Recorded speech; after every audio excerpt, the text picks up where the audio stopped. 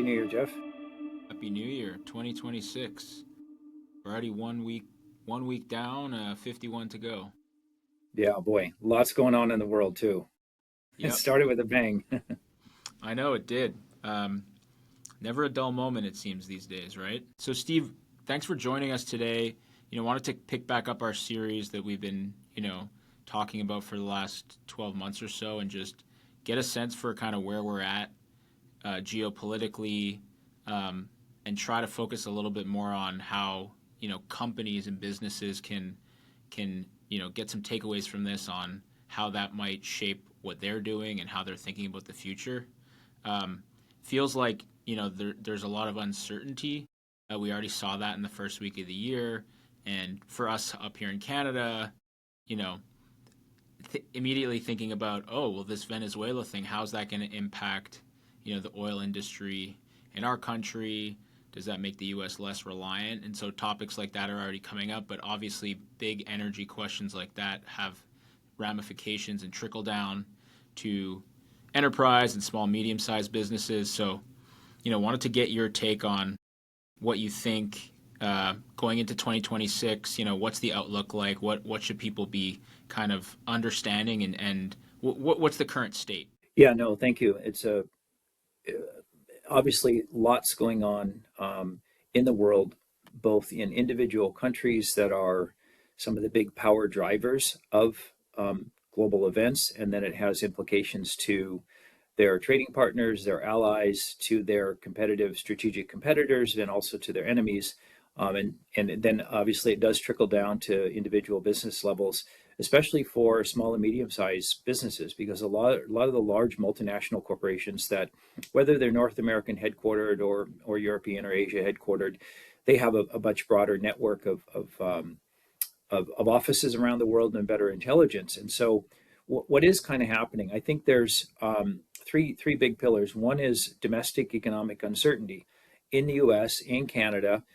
There's a lot of uncertainty right now. I think it's driven by companies having hiring freezes, increased layoffs, rapidly trying to adapt AI tools, which is the thing that the trend that we're going for.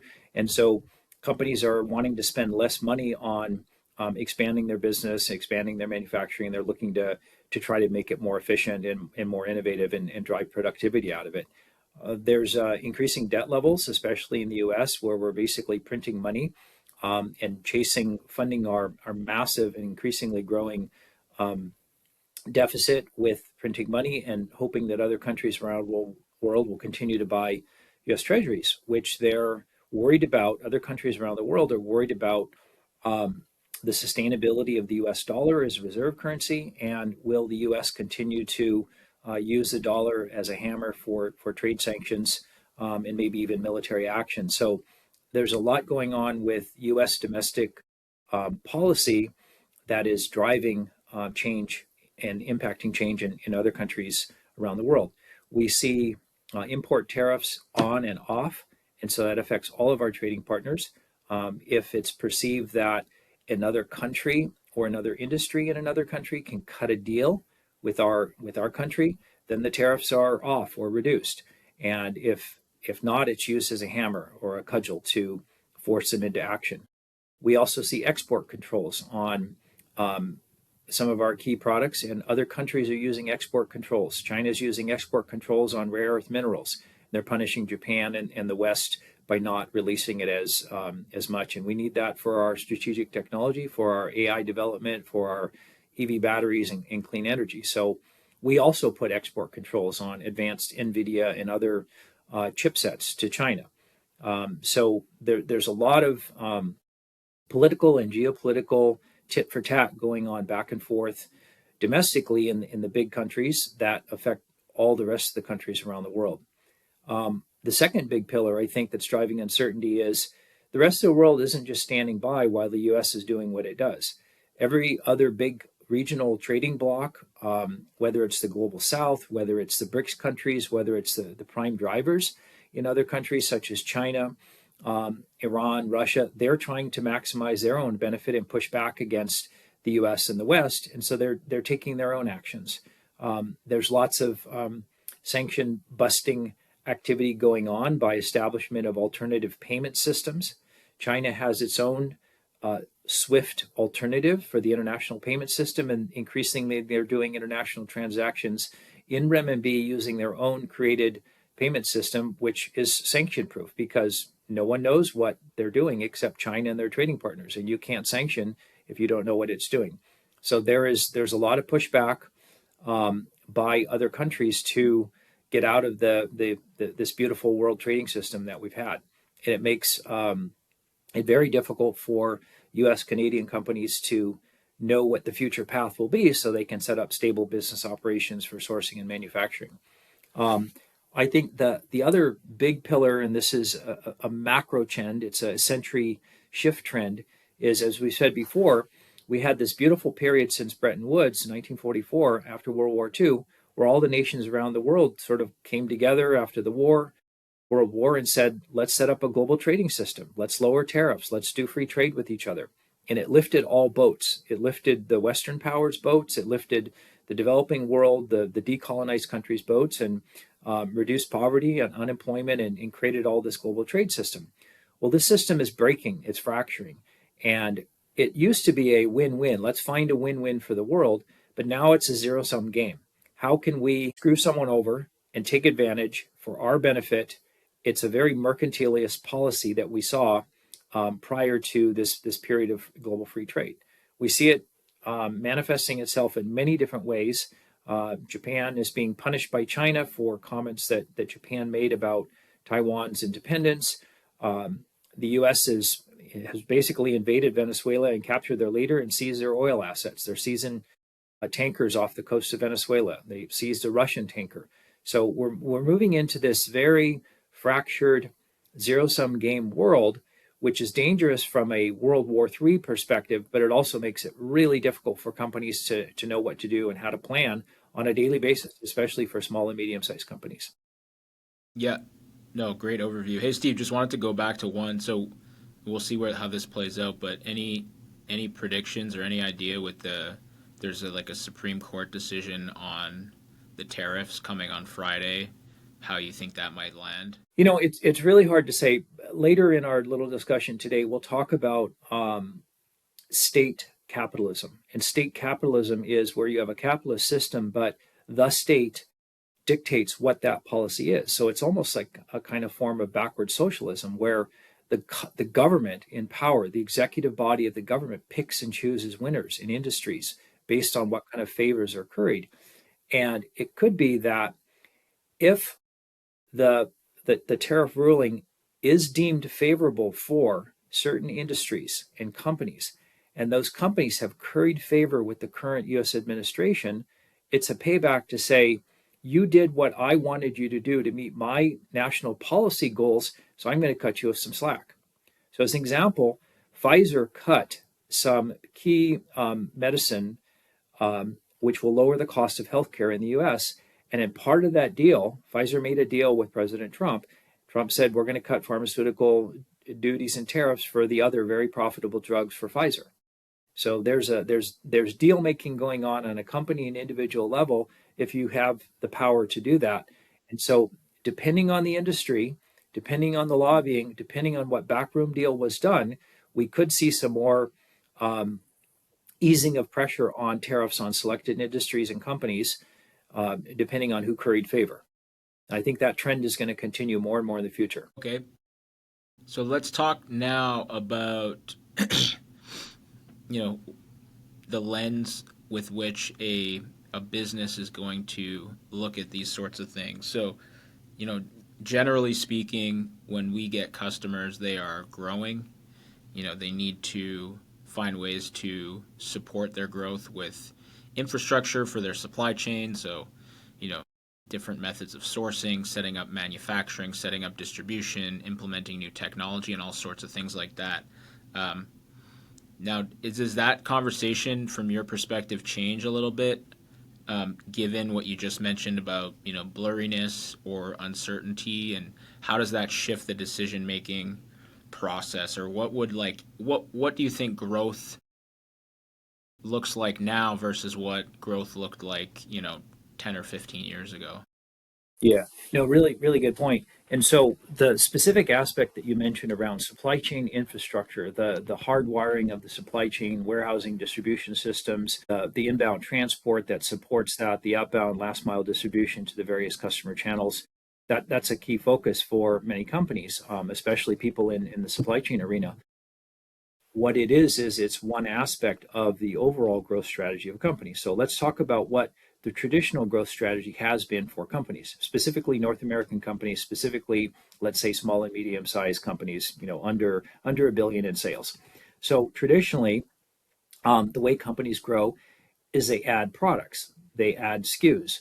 They'll try to take a SKU that's selling well, a variant of that SKU, and expand it out to other variants because then there's more customer choice. And that's been a really good way to grow. The more SKUs you have in your portfolio, the more chance you have something to sell and make money on. Um, Often you see companies doing co-branding. So if you have a trendy enough brand, you'll co-brand with another bigger enterprise that has some brand appeal. So an example I just heard yesterday, Lego, which is a 100-year-old company from Denmark, they make the little Snap 2 Lego toys. Everybody's played with Lego, and they've co-branded with Disney, and now they've created smart bricks. So these bricks have a near frequency reader that once you build the toy, whatever it is, when you click that one smart brick in, it causes the toy to vibrate and make sounds and flash noises. So they've extended the brand by taking technology to an analog product and doing that. So doing partnerships, Louis Vuitton, which is very high end handbag and luxury maker, they co-brand with sports and music celebrities. So depending on, for example, if you were Canada Goose, you have a really nice high-end luxury sports jacket for out in the very cold. Maybe you would co-brand with another big brand to bring your brand up. So looking at branding, I think, is another way that companies have expanded their growth and driven additional sales. Another is expanding customer channel types. So it used to be you'd make a product, you ship the product, and you sell it, and it was sold in a brick and mortar store, your own store. But then with big box retailer, the advent of big box retailers, Walmart, Costco, and all these really large Target retailers, you would then try to get on their line card and sell your branded products in their big box retail channel. With the advent of the internet, people went B2C. So you would sell your products online and then you had global reach. Then you would maybe do industrial sales or wholesale. You try to sell to wholesalers. And so the more mom and pops, specialty retail, toy stores, depending on what it is. So the more channels you can get into and position your product in each of those channels, that was a traditional growth strategy. It worked really well.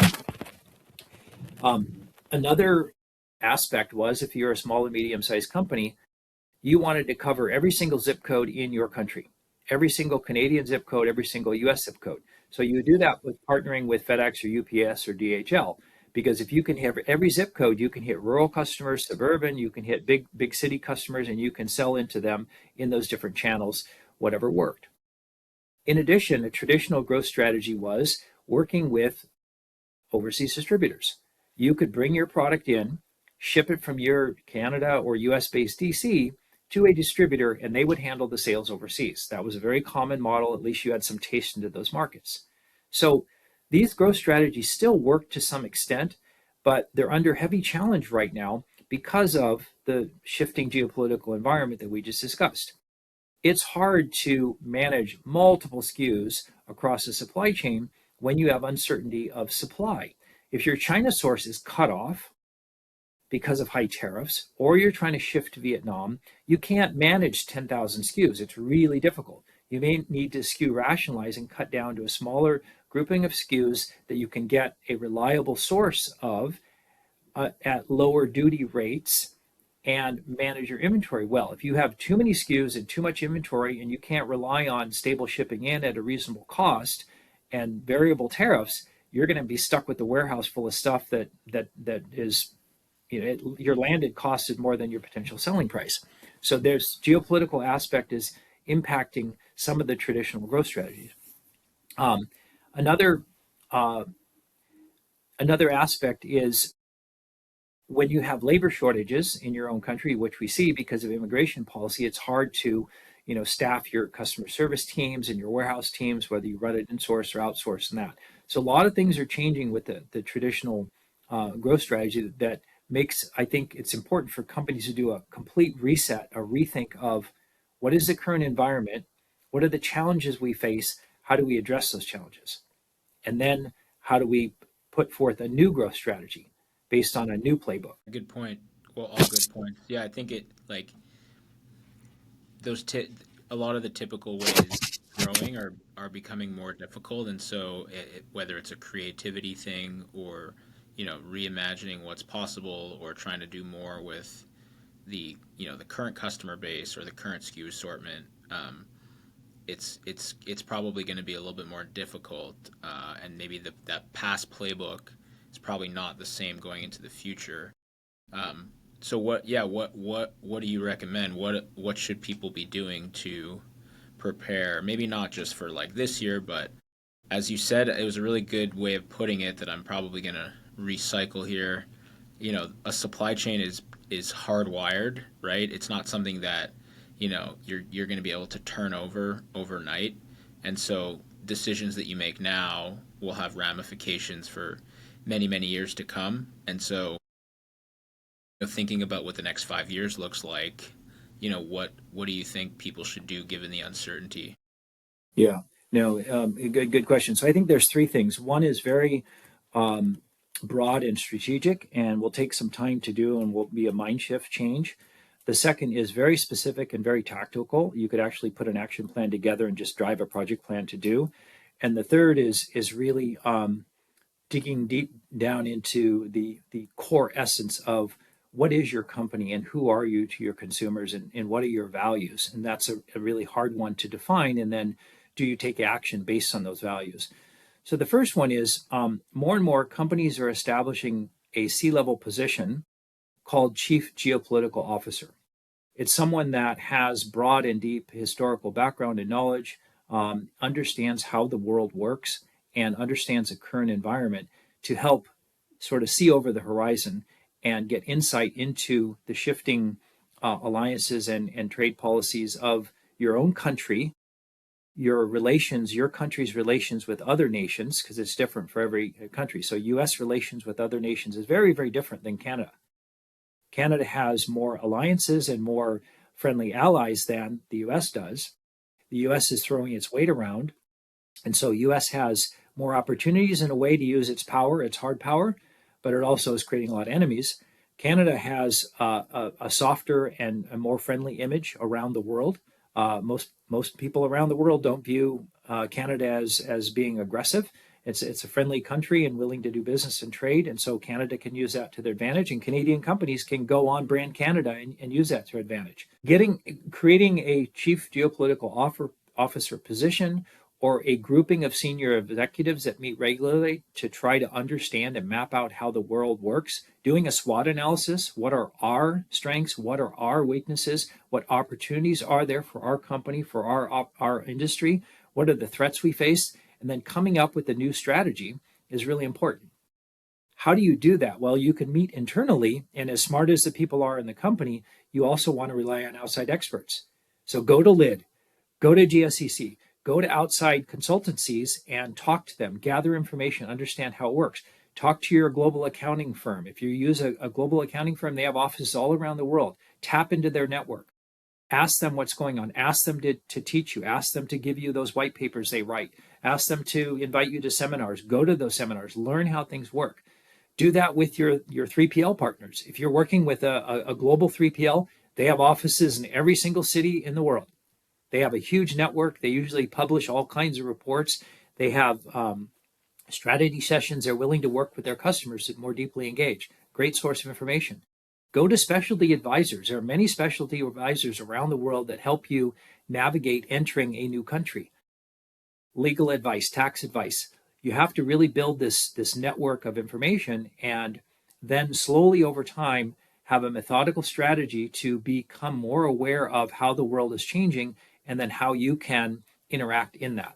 That's the first big thing. This takes some time. This takes years to do, but you got to start now, because the world we're in today is not the world we were in for the last 80 years. Yeah. And Steve, so if we have a role like, and maybe even in a smaller company, I still think that somebody who understands really well, at least the countries that are really important to that company. So, where are they importing from? Where are they exporting to? Where are their vendors? Where are their customers?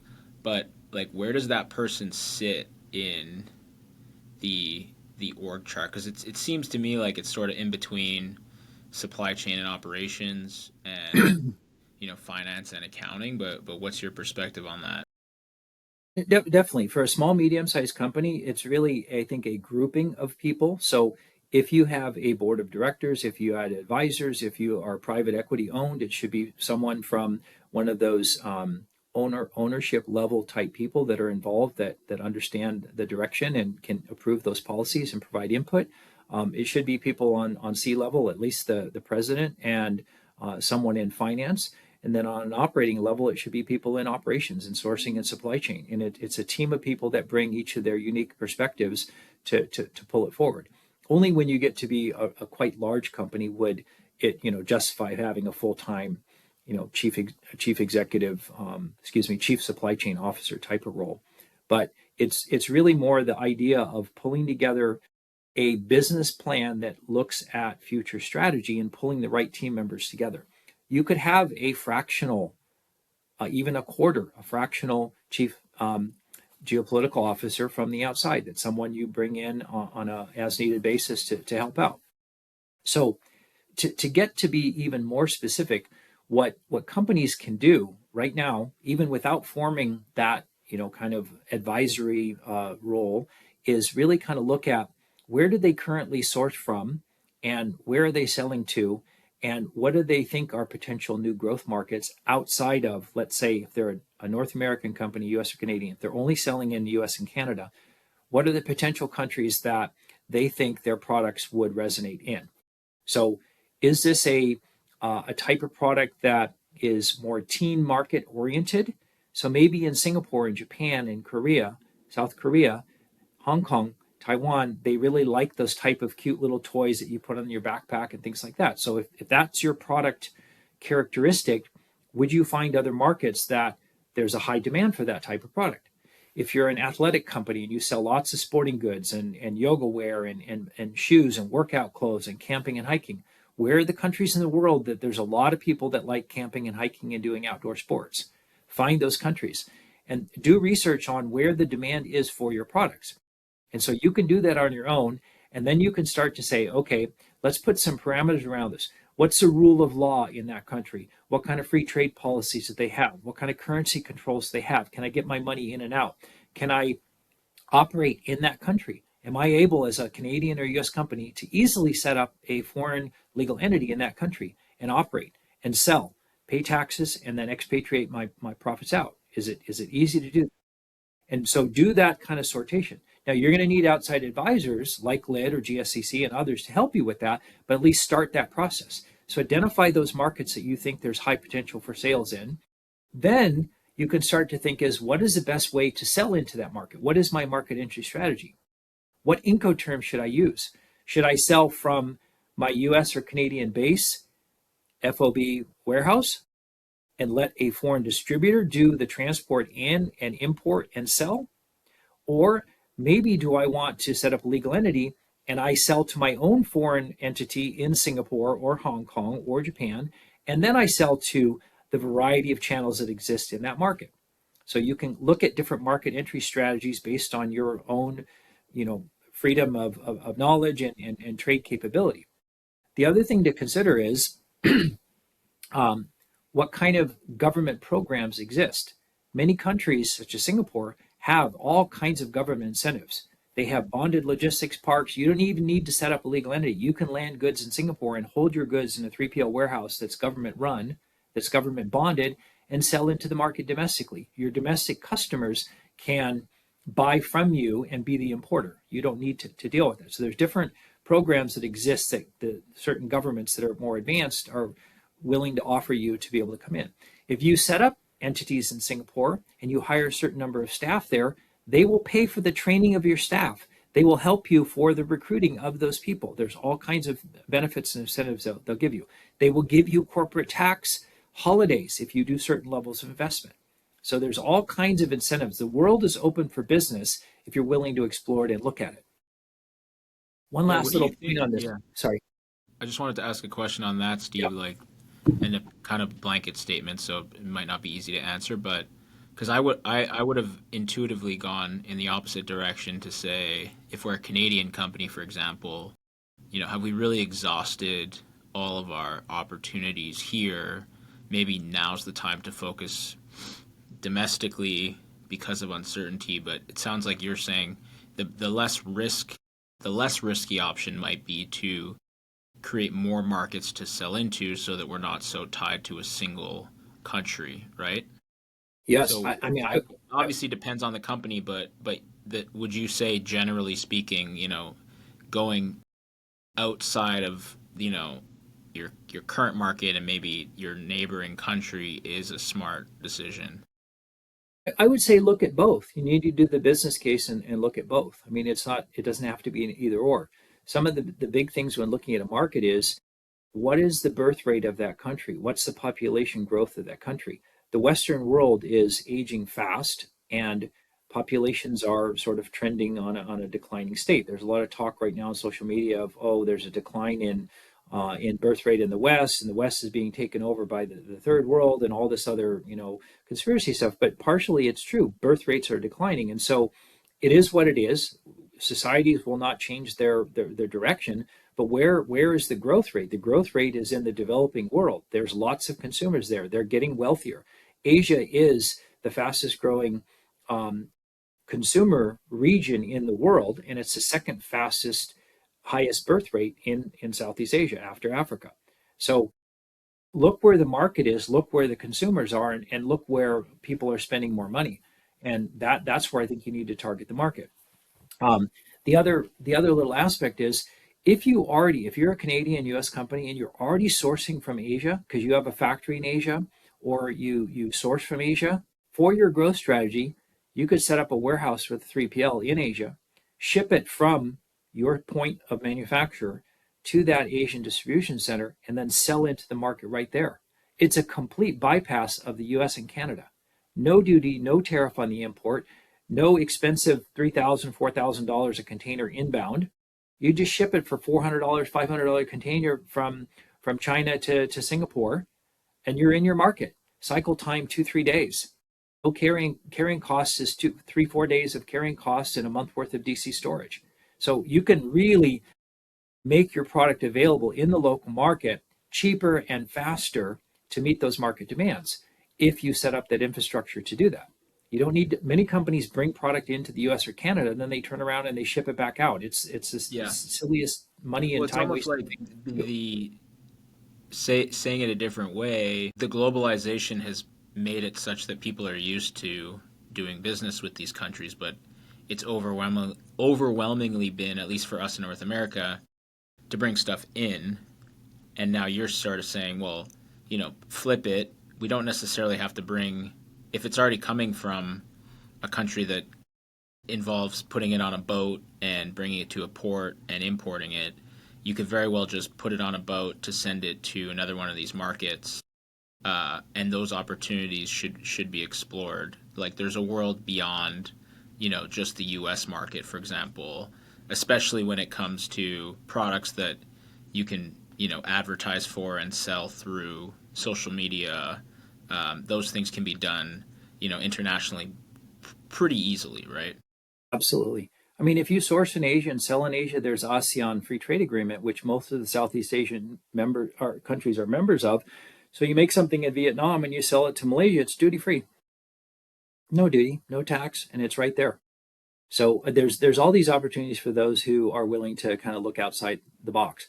Just as an example, so U.S. administration, successive U.S. administrations put heavy tariffs on Chinese products. So China was mostly selling a lot of its products to U.S., huge market, and we cut them off.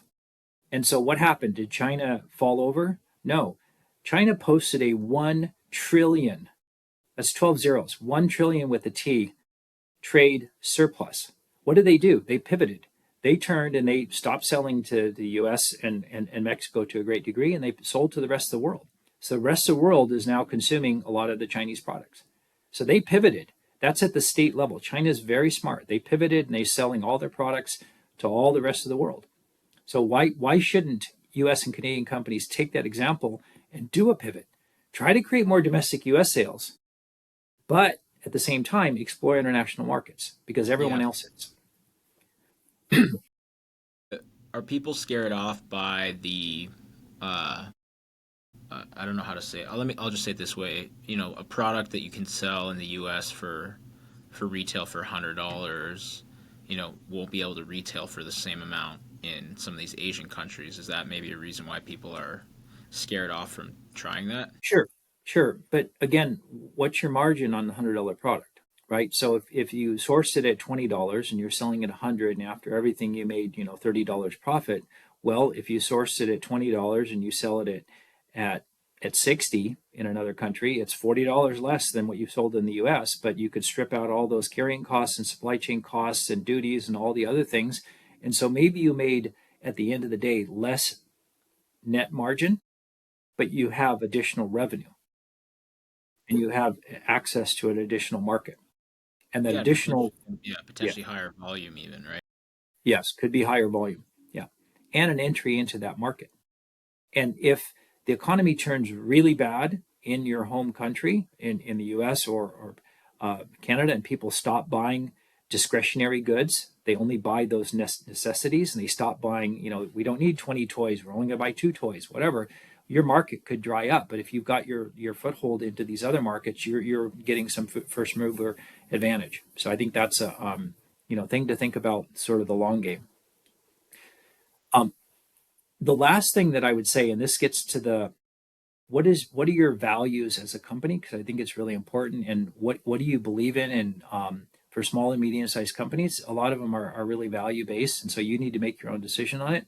But there's this the new sales and growth playbook. I think involves taking into account state capitalism. So if you're a communist or socialist country around the world, you have to snap to what the government's policy is. Even if you're Japan, they have industrial policy. They've had industrial policy since the 70s, where the government, the Ministry of International Trade and Industry in Japan, MITI, picks the winners of industries. They say Mitsubishi Oil and Gas, you're going to do oil and gas. Sumitomo, you're going to do real estate. Itochu, you're going to do banking, and they dictate it, even though Japan is a capitalist country. That's just the way that it is. China does the same thing. Alibaba, Tencent, Baidu, if you don't fall in line, we're going to disappear your chairman. We'll just disappear you. You'll be under a corruption investigation. So you need to follow our policy of what we want. Well, we see that in socialist European countries to some degree, but now even in the US, the current administration is saying you need to do this. NVIDIA, you want to sell your advanced chips to China? You need to pay me 25% of the profit. That's an export tax. And the president of NVIDIA said, yes, sir. Yes, sir. No problem. Here we go. I want to sell. I don't care. It's cost of doing business.